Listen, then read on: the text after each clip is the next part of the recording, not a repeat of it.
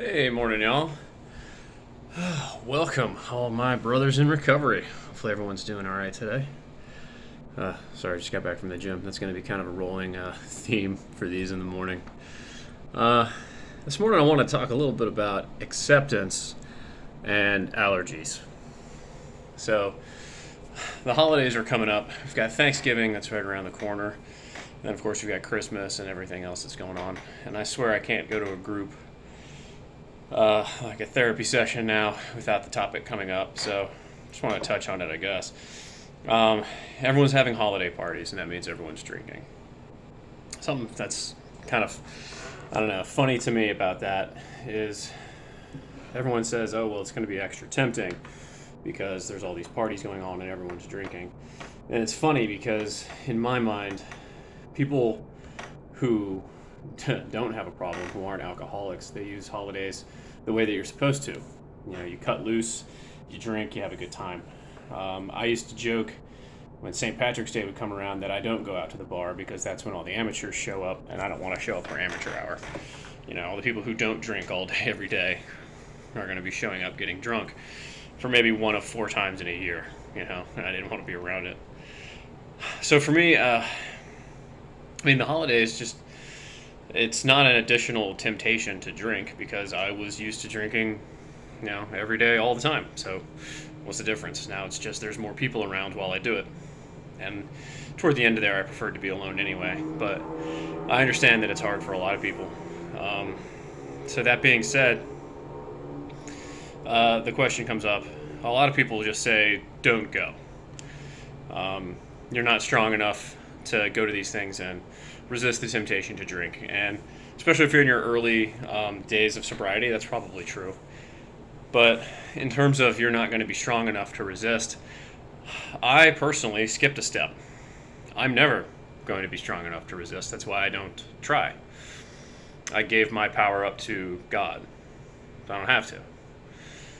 I tell people every day when I'm in, almost every day when I'm in different groups, the hardest thing, it's paradoxical, the hardest thing that you're going to do is give up. And that's submit. Give up. You're not in control. You don't have the power. You never will. And that's where we get into acceptance. It's a hard thing to accept, especially since a lot of us early on, what we're kind of looking for is, how long do I have to keep doing this until I get to the point where I can go out with my friends after work and have a beer? You know? When can I be like normal people? Other people can go out and have a couple of drinks, go home, and it's fine. And here's the hard pill to swallow. You can't. You're not normal people. You never will be. And you have to accept that. The sooner you accept it, the easier this whole thing gets. You will never be able to go out and have just one. You're an alcoholic. An alcoholic doesn't mean you drink a lot. It means when you start drinking, you can't stop. And if that's not true for you, then maybe you need to take a look at maybe you're just drinking too much. But an alcoholic can't stop. So you'll never be normal. It has nothing to do with your willpower. That has nothing to do with your higher power. That's acceptance. And another thing you have to accept is you're allergic. You're allergic to alcohol. I had a friend who was allergic to kiwis. I love kiwi, and they're good for you. And if I was allergic to kiwi, I would just have to be okay with the fact that even though I think they're delicious and they're good for me, if I eat one, I'll die.